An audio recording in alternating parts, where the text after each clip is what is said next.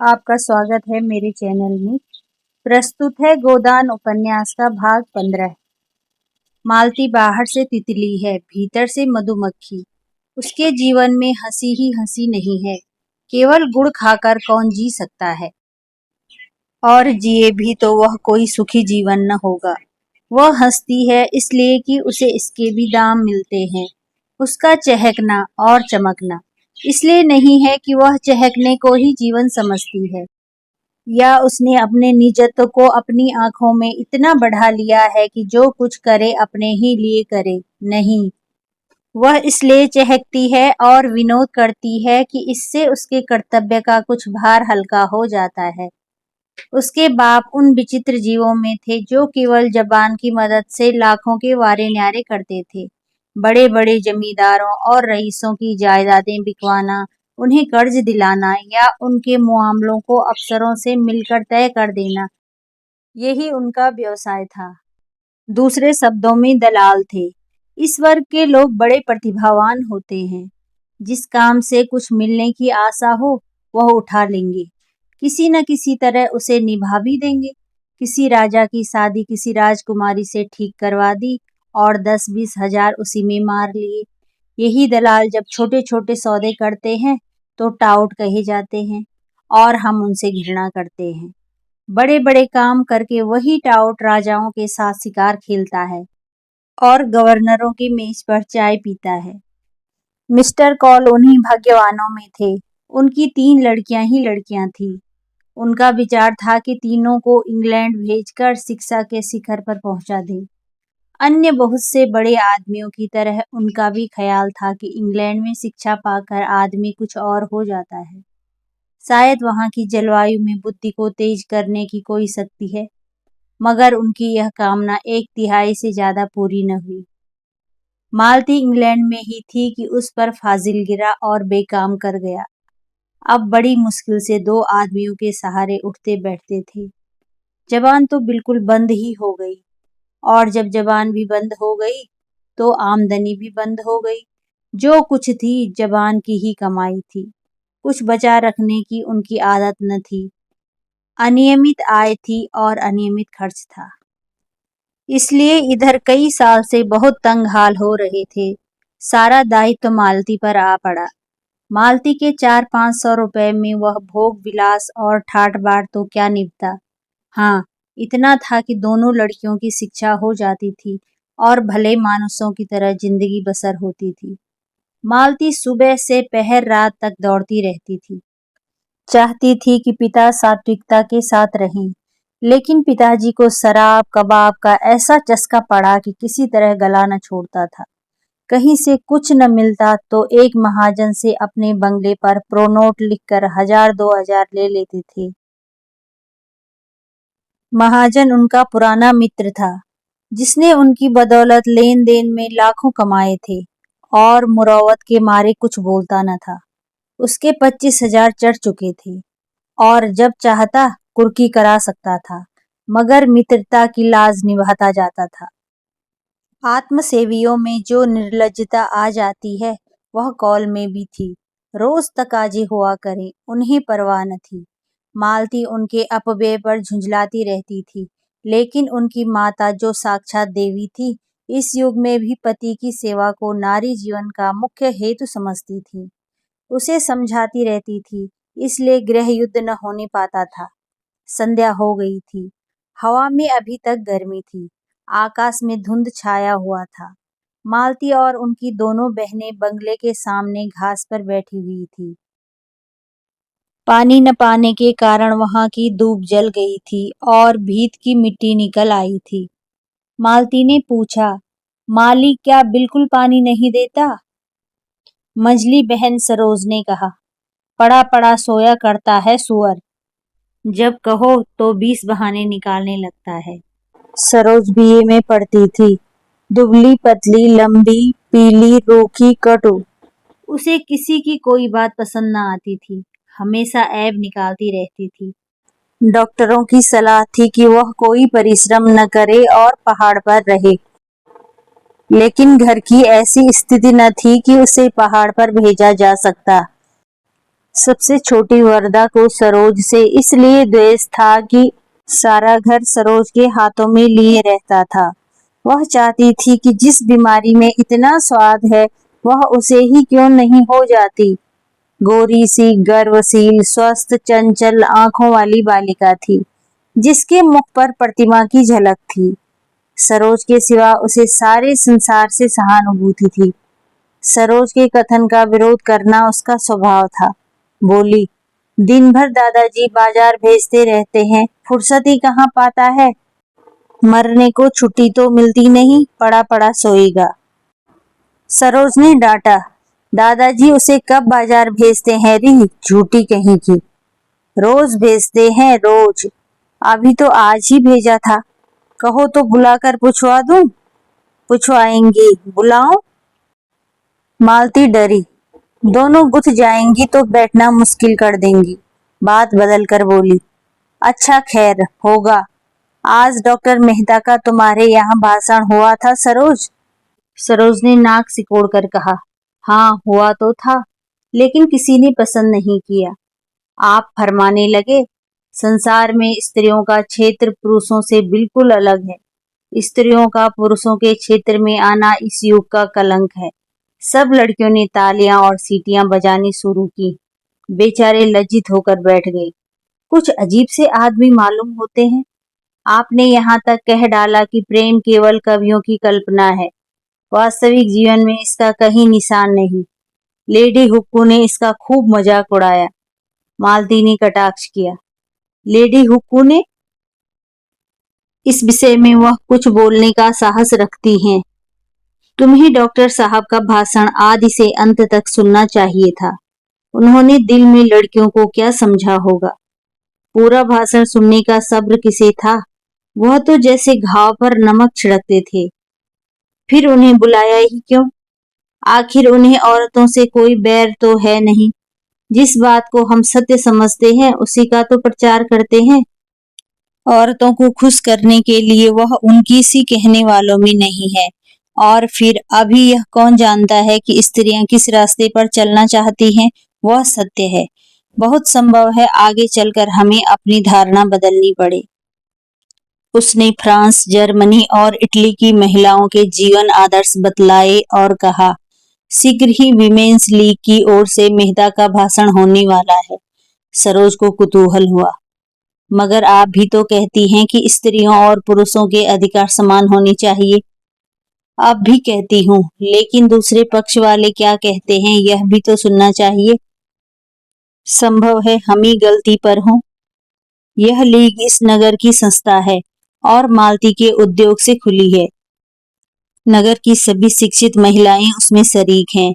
मेहता के पहले भाषण ने महिलाओं में बड़ी हलचल मचा दी थी और लीग ने निश्चय किया था कि उनका खूब दंदा सिकन जवाब दिया जाए। मालती ही पर यह भार डाला गया। मालती कई दिनों तक अपने पक्ष के समर्थन में युक्तियां और प्रमाण खोजती रही। और भी कई देवियां अपने प्रमाण भाषण लिख रही थी। उस दिन जब मेहता शाम को लीग के हॉल में पहुंचे तो जान पड़ता था हॉल फट जाएगा। उन्हें गर्व हुआ। उनका भाषण सुनने के लिए इतना उत्साह, और वह उत्साह केवल मुख पर और आंखों में न था। आज सभी देवियां सोने और रेशम से लदी हुई थी, मानो किसी बारात में आई हो। मेहता को परास्त करने के लिए शक्ति से काम लिया था, और वह कौन कह सकता था कि जगमगाहट शक्ति का अंग नहीं है। मालती ने तो आज के लिए नई फैशन की साड़ी निकाली थी, नए काट के जम्पर बनवाए थे और रंग रोगन और फूलों से खूब सजी हुई थी, मानो उसका विवाह हो रहा हो। विमेंस लीग में इतना समारोह कभी न हुआ था। डॉक्टर मेहता अकेले थे, फिर भी देवियों के दिल कांप रहे थे। सत्य की एक चिंगारी असत्य के एक पहाड़ को भस्म कर सकती है। सबसे पीछे की सफ में मिर्जा और खन्ना संपादक जी भी विराजमान रहे थे। राय साहब भाषण होने के बाद आए और पीछे खड़े हो गए। मिर्जा ने कहा, आ जाइए आप भी, खड़े कब तक रहिएगा। राय साहब बोले, नहीं भाई, यहाँ मेरा दम घुटने लगेगा। तो मैं खड़ा रहता हूँ, आप बैठिए। राय साहब ने उनके कंधे दबाए। तकल्लुफ नहीं, बैठे रहिए। मैं थक जाऊंगा तो आपको उठा दूंगा और बैठ जाऊंगा। अच्छा, मिस मालती सभा नेत्री हुई। खन्ना साहब कुछ इनाम दिलवाइए। खन्ना ने रोनी सूरत बनाकर कहा। अब मिस्टर मेहता पर भी निगाह है। मैं तो गिर गया। मिस्टर मेहता का भाषण शुरू हुआ। देवियों, जब मैं इस तरह आपको संबोधित करता हूँ तो आपको कोई बात खटकती नहीं। आप इस सम्मान को अपना अधिकार समझती हैं, लेकिन आपने किसी महिला को पुरुषों के प्रति देवता का व्यवहार करते सुना है? उसे आप देवता कहें तो वह समझेगा। आप उसे बना रही हैं।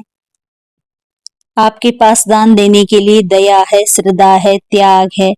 पुरुष के पास दान देने के लिए क्या है? वह देवता नहीं, लेवता है। वह अधिकार के लिए हिंसा करता है, संग्राम करता है, कलह करता है। तालियां बजी। राय साहब ने कहा, औरतों को खुश करने का इसने कितना अच्छा ढंग निकाला। बिजली संपादक को बुरा लगा।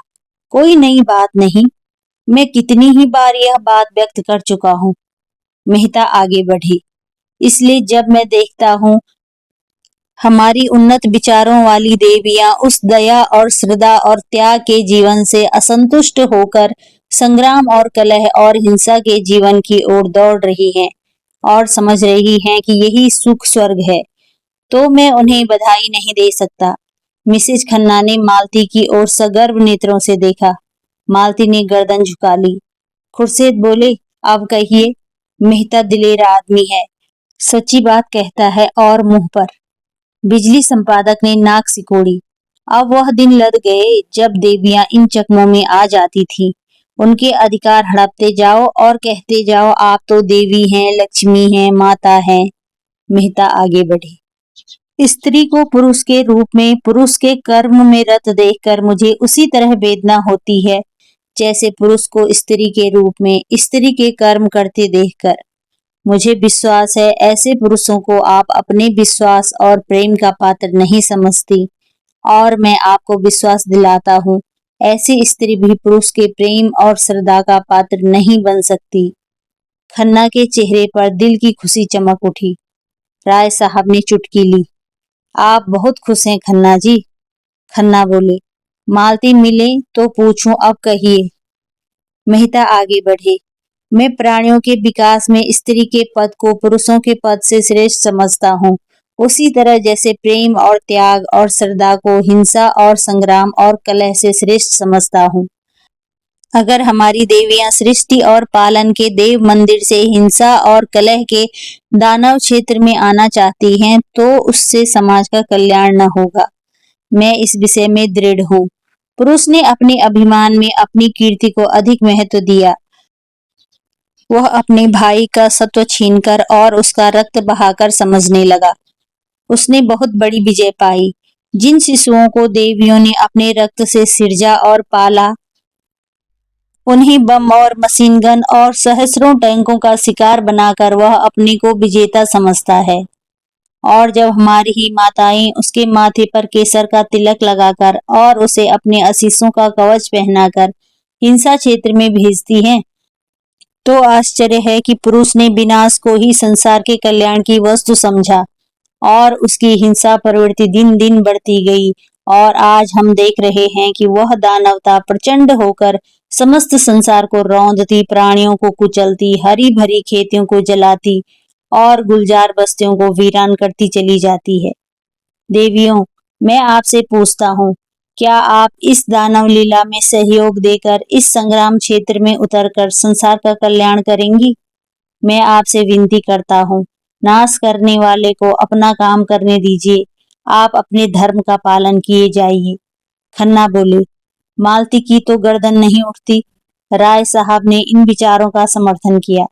मेहता कहते तो यथार्थ ही है। बिजली संपादक बिगड़े, मगर कोई बात तो नहीं कही। नारी आंदोलन के विरोधी इन्हीं उटपटांग बातों की शरण लिया करते हैं। मैं इसे मानता ही नहीं कि त्याग और प्रेम से संसार ने उन्नति की। संसार ने उन्नति की पौरुष से, पराक्रम से, बुद्धि से, तेज से। खुर्शीद ने कहा, अच्छा, सुनने दीजिएगा या अपनी गाए जाइएगा। मेहता का भाषण जारी था।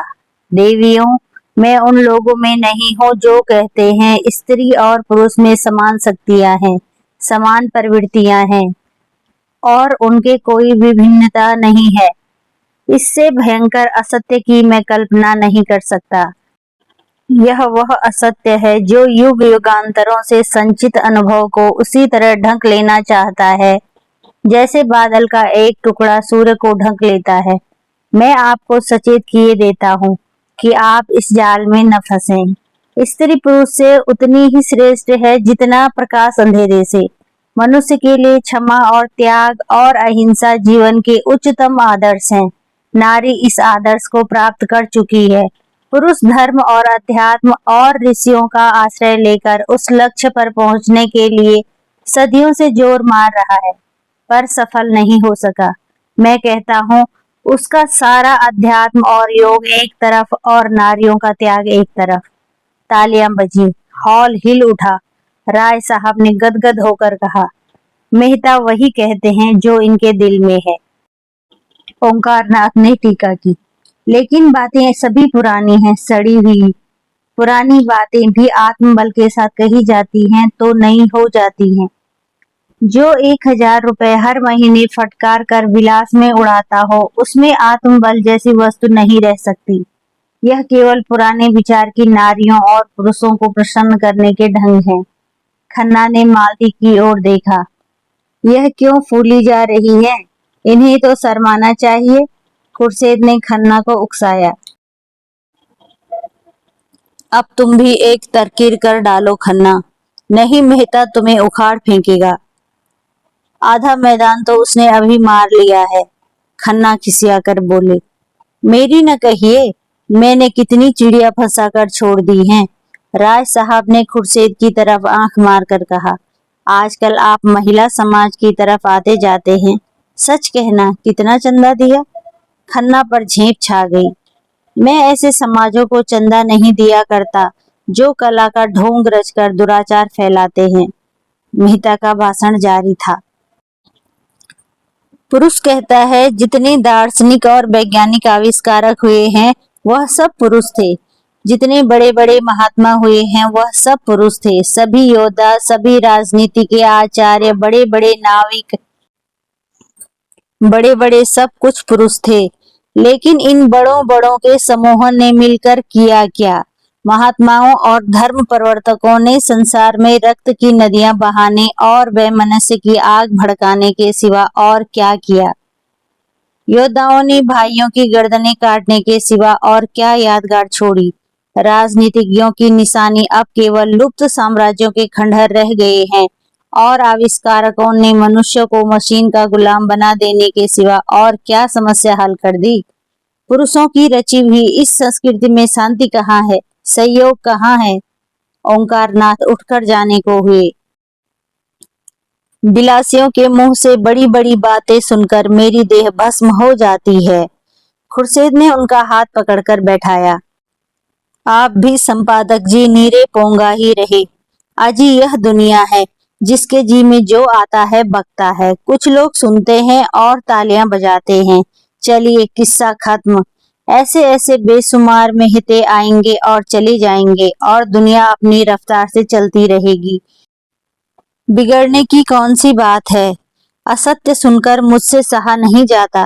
राय साहब ने इन्हें और चढ़ाया। कुल्टा के मुंह से सतियों की सी बात सुनकर किसका जी न जलेगा? ओंकारनाथ फिर बैठ गए। मेहता का भाषण जारी था। मैं आपसे पूछता हूँ, क्या बाज को चिड़ियों का शिकार करते देखकर हंस को यह शोभा देगा कि वह मानसरोवर की आनंदमय शांति को छोड़कर चिड़ियों का शिकार करने लगे? और अगर वह शिकारी बन जाए तो आप उसे बधाई देंगी?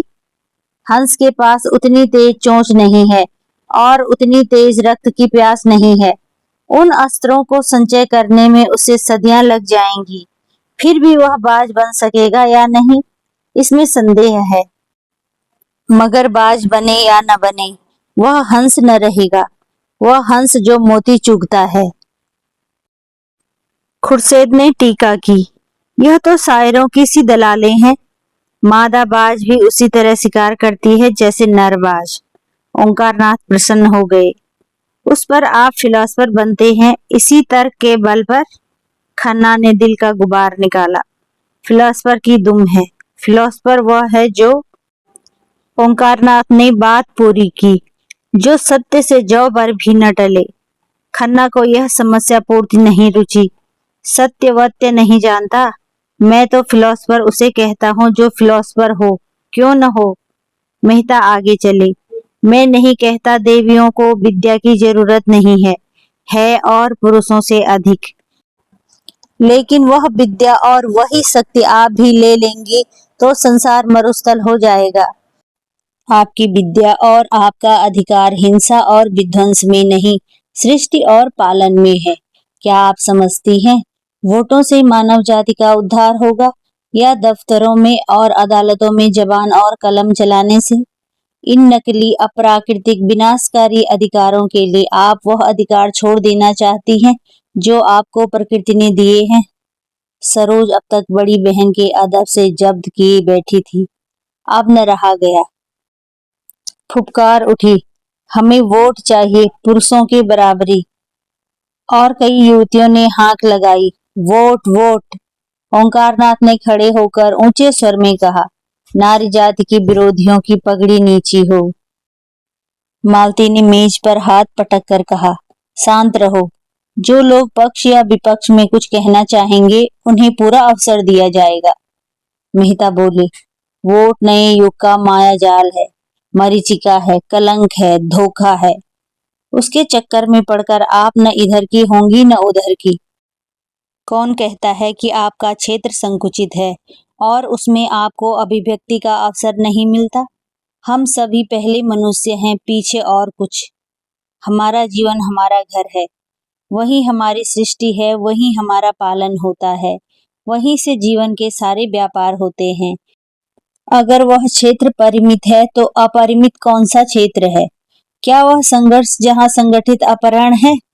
जिस कारखाने में मनुष्य और उसका भाग्य बनता है उसे छोड़कर आप उन कारखानों में जाना चाहती हैं जहाँ मनुष्य पीसा जाता है, जहाँ उसका रक्त निकाला जाता है। मिर्जा ने टोका, पुरुषों के जुल्म ने ही तो उसमें बगावत की यह स्पिरिट पैदा की है। मेहता बोले, बेशक पुरुषों ने अन्याय किया है, लेकिन इसका यह जवाब नहीं है। अन्याय को मिटाइए लेकिन अपने को मिटाकर नहीं। मालती बोली, नारियां इसलिए अधिकार चाहती हैं कि उनका सदुपयोग करें और पुरुषों को उनका दुरुपयोग करने से रोकें। मेहता ने उत्तर दिया, संसार में सबसे बड़े अधिकार सेवा और त्याग से मिलते हैं और वह आपको मिले हुए हैं। उन अधिकारों के सामने वोट कोई चीज नहीं। मुझे खेद है, हमारी बहनें पश्चिम का आदर्श ले रही हैं, जहां नारी ने अपना पद खो दिया है और स्वामिनी से गिरकर विलास की वस्तु बन गई है। पश्चिम की स्त्री स्वच्छंद होना चाहती है, इसलिए कि वह अधिक से अधिक विलास कर सके। हमारी माताओं का आदर्श कभी विलास नहीं रहा। उन्होंने केवल सेवा के अधिकार से सदैव गृहस्थी का संचालन किया है। पश्चिम में जो चीजें अच्छी हैं वह उनसे लीजिए। संस्कृति में सदैव आदान प्रदान होता आया है, लेकिन अंधी नकल तो मानसिक दुर्बलता का ही लक्षण है। पश्चिम की स्त्री आज गृह स्वामिनी नहीं रहना चाहती। भोग की विदग्ध लालसा ने उसे उच्छृंखल बना दिया है। वह अपनी लज्जा और गरिमा को, जो उसकी सबसे बड़ी विभूति थी, चंचलता और आमोद प्रमोद पर होम कर रही है। जब मैं वहां की शिक्षित बालिकाओं को अपने रूप का या भरी हुई गोल बाहों या अपनी नग्नता का प्रदर्शन करते देखता हूँ तो मुझे उन पर दया आती है। उनकी लालसाओं ने इसे इतना पराभूत कर दिया है कि वे अपनी लज्जा की भी रक्षा नहीं कर सकती। नारी की इससे अधिक और क्या अधोगति हो सकती है? राय साहब ने तालियां बजाईं। हाल तालियों से गूंज उठा, जैसे पटाखों की टट्टियां छूट रही हों। मिर्जा साहब ने संपादक जी से कहा, जवाब तो आपके पास भी न होता। संपादक जी ने विरक्त मन से कहा, सारे व्याख्यान में इन्होंने यही बात सत्य कही है। तब तो आप भी मेहता के मुरीद हुए? जी नहीं, अपने लोग किसी के मुरीद नहीं होते। मैं इसका जवाब ढूंढ निकालूंगा, बिजली में देखिएगा। इसके माने यह है कि आप हक की तलाश नहीं करते, सिर्फ पक्ष के लिए लड़ना चाहते हैं। राय साहब ने आड़े हाथों लिया। इस पर आपको अपने सत्य प्रेम का अभिमान है? संपादक जी अविचल रहे। वकील का काम अपने मुवक्किल का हित देखना है, सत्य या असत्य का निराकरण नहीं। तो यूं कहिए कि आप औरतों के वकील हैं। मैं उन सभी का वकील हूँ जो निर्बल हैं, निस्सहाय हैं, पीड़ित हैं। बड़े बेहया हो यार, मेहता जी कह रहे थे। और यह पुरुषों का षड्यंत्र है, देवियों को ऊंचे शिखर से खींचकर अपनी बराबर बनाने के लिए। उन पुरुषों का जो कायर हैं, जिनमें वैवाहिक जीवन का दायित्व संभालने की क्षमता नहीं है, जो स्वच्छंद काम क्रीड़ा की तरंगों में साड़ों की भांति दूसरों की हरी भरी खेती में मुंह डालकर अपने कुत्सित लालसाओं को तृप्त करना चाहते हैं। पश्चिम में इनका षड्यंत्र सफल हो गया और देवियां तितलियां बन गईं। मुझे यह कहते हुए शर्म आती है कि इस त्याग और तपस्या की भूमि भारत में भी कुछ वही हवा चलने लगी है। विशेषकर हमारी शिक्षित बहनों पर वह जादू बड़ी तेजी से चढ़ रहा है। वह गृहिणी का आदर्श त्याग कर तितलियों का रंग पकड़ रही हैं। सरोज उत्तेजित होकर बोली, हम पुरुषों से सलाह नहीं मांगती। अगर वह अपने बारे में स्वतंत्र हैं, तो स्त्रियां भी अपने विषय में स्वतंत्र हैं। युवतियां अब विवाह को पेशा नहीं बनाना चाहती, वह केवल प्रेम के आधार पर विवाह करेंगी। जोर से तालियां बजीं, विशेषकर अगली पंक्ति में जहां महिलाएं थीं। मेहता ने जवाब दिया, जिसे तुम प्रेम कहती हो वह धोखा है, उद्दीप्त लालसा का विकृत रूप, उसी तरह जैसे संन्यास केवल भीख मांगने का संस्कृत रूप है। वह प्रेम अगर वैवाहिक जीवन में कम है, तो मुक्त विलास में बिल्कुल नहीं है। सच्चा आनंद, सच्ची शांति केवल सेवा व्रत में है। वही अधिकार का स्रोत है, वही शक्ति का उद्गम है। सेवा ही वह सीमेंट है जो दंपति को जीवन पर्यंत स्नेह और साहचर्य में जोड़े रख सकता है, जिस पर बड़े बड़े आघातों का कोई असर नहीं होता। जहाँ सेवा का अभाव है, वहीं विवाह विच्छेद है, परित्याग है, अविश्वास है। और आपके ऊपर पुरुष जीवन का नौका की कर्णधार होने के कारण जिम्मेवारी ज्यादा है। आप चाहें तो नौका को आंधी और तूफानों में पार लगा सकती हैं, और आपने असावधानी की तो नौका डूब जाएगी और उसके साथ आप भी डूब जाएंगी। भाषण समाप्त हो गया। विषय विषादग्रस्त था और कई महिलाओं ने जवाब देने की अनुमति मांगी, मगर देर बहुत हो गई थी, इसलिए मालती ने मेहता को धन्यवाद देकर सभा भंग कर दी। हाँ, यह सूचना दे दी गई कि अगले रविवार को इस विषय पर कई देवियां अपने विचार प्रकट करेंगी। राय साहब ने मेहता को बधाई दी। आपने मन की बातें कही मिस्टर मेहता, मैं आपके एक एक शब्द से सहमत हूँ। मालती हंसी। आप क्यों न बधाई देंगे, चोर चोर मौसेरे भाई जो होते हैं। मगर यह सारा उपदेश गरीब नारियों के ही सिर क्यों थोपा जाता है? उन्हीं के सिर क्यों आदर्श और मर्यादा और त्याग सब कुछ पालन करने का भार पटका जाता है? मेहता बोली, इसलिए कि वह बात समझती हैं। खन्ना ने मालती की ओर अपनी बड़ी बड़ी आंखों से देखकर मां ने उसके मन की बात समझने की चेष्टा करते हुए कहा, डॉक्टर साहब के ये विचार मुझे तो कोई 100 साल पिछड़े हुए मालूम होते हैं। मालती ने कटु होकर पूछा, कौन से विचार? यही सेवा और कर्तव्य आदि? तो आपको ये विचार 100 साल पिछड़े हुए मालूम होते हैं? तो कृपा करके अपने ताजा विचार बताइए। दंपति कैसे सुखी रह सकते हैं, इसका ताजा नुस्खा आपके पास है? खन्ना खिसिया गए। बात कही मालती को खुश करने के लिए, वह तिनक उठी, बोले, यह नुस्खा तो मेहता साहब को मालूम होगा। डॉक्टर साहब ने तो बतला दिया, और आपके ख्याल में वह 100 साल पुराना है, तो नया नुस्खा आपको बतलाना चाहिए। आपको ज्ञात नहीं कि दुनिया में ऐसी बहुत सी बातें हैं जो कभी पुरानी हो ही नहीं सकती। समाज में इस तरह की समस्याएं हमेशा उठती रहती हैं और हमेशा उठती रहेंगी। मिसेज खन्ना बरामदे में चली गई थी। मेहता ने उनके पास जाकर प्रणाम करते हुए पूछा, मेरे भाषण के विषय में आपकी क्या राय है? मिसेज खन्ना ने आंखें झुकाकर कहा, अच्छा था, बहुत अच्छा। मगर अभी आप अविवाहित हैं। जब भी नारियां देवियां हैं, श्रेष्ठ हैं, कर्णधार है, विवाह कर लीजिए तो पूछूंगी अब नारियां क्या हैं, और विवाह आपको करना पड़ेगा, क्योंकि आप विवाह से मुंह चुराने वाले मर्दों को कायर कह चुके हैं। मेहता हंसे। उसी के लिए तो जमीन तैयार कर रहा हूँ। मिस मालती से जोड़ा भी अच्छा है। शर्त यही है कि कुछ दिन आपके चरणों में बैठकर आपसे नारी धर्म सीखे। वही स्वार्थी पुरुषों की बात। आपने पुरुष कर्तव्य सीख लिया है। यही सोच रहा हूँ किससे सीखूं। मिस्टर खन्ना आपको बहुत अच्छी तरह सिखा सकते हैं। मेहता ने कहा मारा। नहीं, मैं पुरुष कर्तव्य भी आप ही से सीखूंगा। अच्छी बात है, मुझी से सीखिए। पहली बात यही है कि भूल जाइए कि नारी श्रेष्ठ है और सारी जिम्मेदारी उसी पर है। श्रेष्ठ पुरुष है और उसी पर गृहस्थी का सारा भार होता है। नारी में सेवा और संयम और कर्तव्य सब कुछ वही पैदा कर सकता है।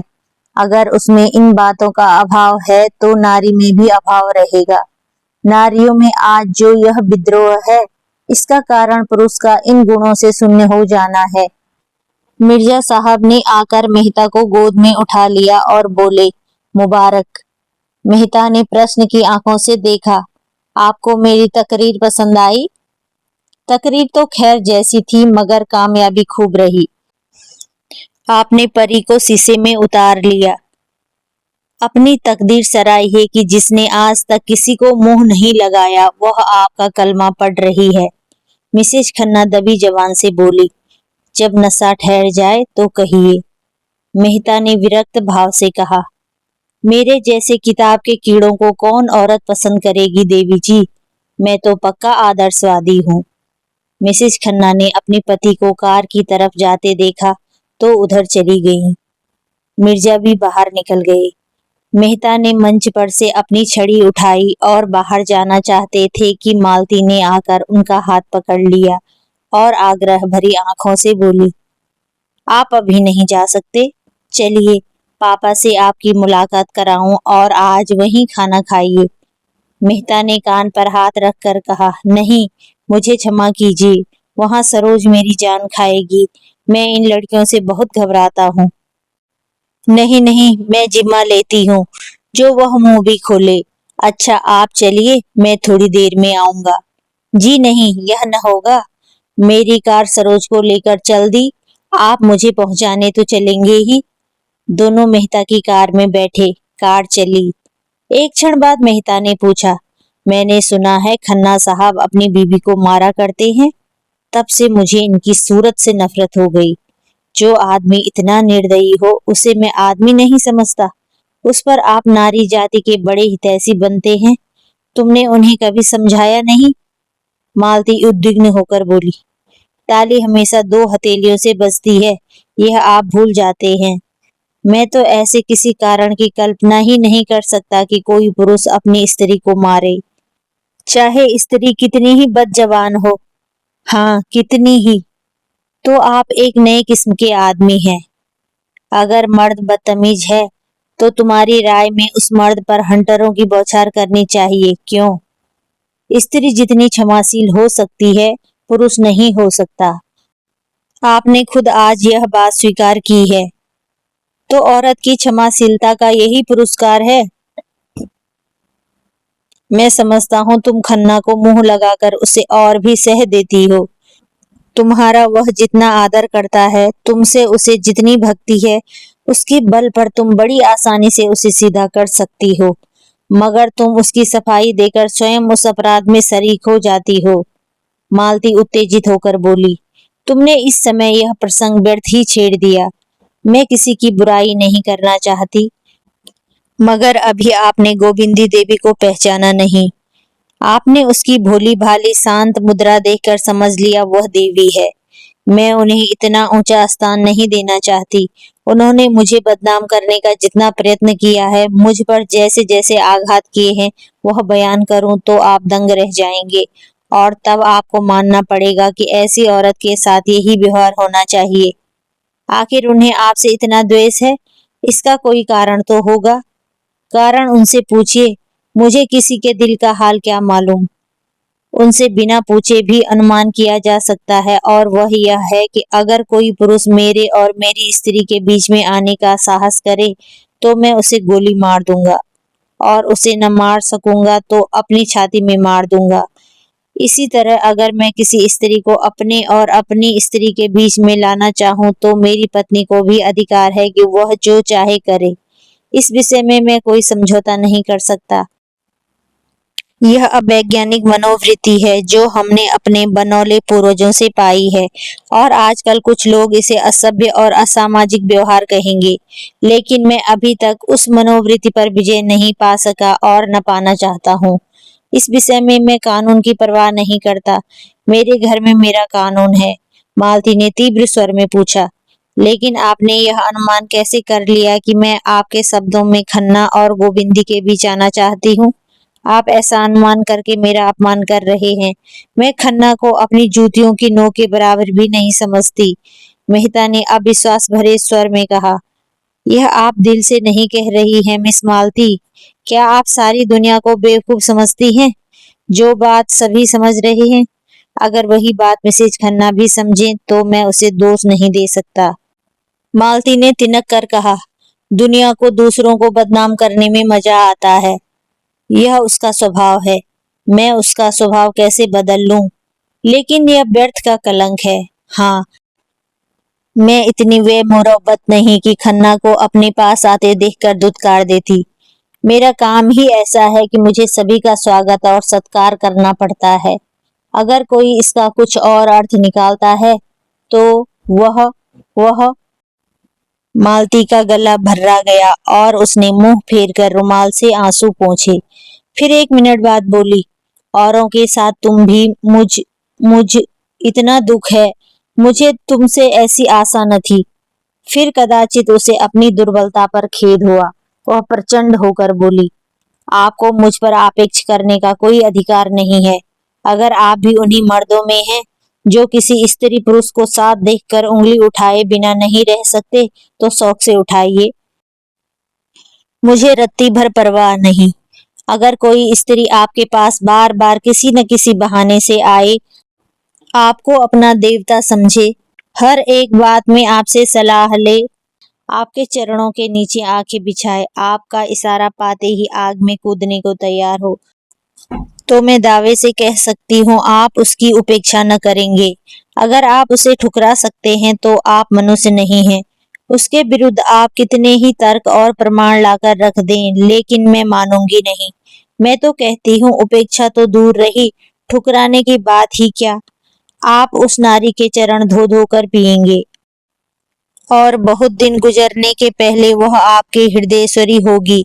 मैं आपसे हाथ जोड़कर कहती हूँ, मेरे सामने खन्ना का कभी नाम न लीजिएगा। मेहता ने इस ज्वाला में मानो हाथ सेंकते हुए कहा, शर्त यही है कि मैं खन्ना को आपके साथ न देखूं। मैं मानवता की हत्या नहीं कर सकती। वह आएंगे तो मैं उन्हें दुराऊंगी नहीं। उनसे कहिए अपनी स्त्री के साथ सज्जनता से पेश आएं। मैं किसी के निजी मामले में दखल देना उचित नहीं समझती, न मुझे इसका अधिकार है। तो आप किसी की जबान नहीं बंद कर सकती। मालती का बंगला आ गया। कार रुक गई। मालती उतर पड़ी और बिना हाथ मिलाए चली गई। वह यह भी भूल गई कि उसने मेहता को भोजन की दावत दी है। वह एकांत में जाकर खूब रोना चाहती है। गोविंदी ने पहले भी आघात किए हैं, पर आज उसने जो आघात किया है वह बहुत गहरा है, बड़ा चौड़ा, बड़ा मर्मभेदी है। 15वां भाग यहीं पर समाप्त होता है। फिर मिलते हैं 16वें भाग में।